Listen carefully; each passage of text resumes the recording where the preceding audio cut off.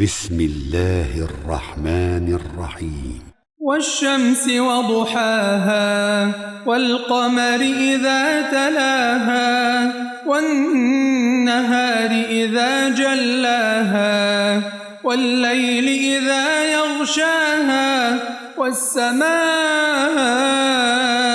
وما بناها والأرض وما طحاها ونفس وما سواها فألهمها فجورها وتقواها قد أفلح من زكاها وقد خاب من دساها كذبت ثمود بطغواها إذ انبعث أشقاها فقال لهم رسول الله ناقة الله وسقياها فكذبوه فعقروها فدمدم عليهم ربهم بذنبهم فسواها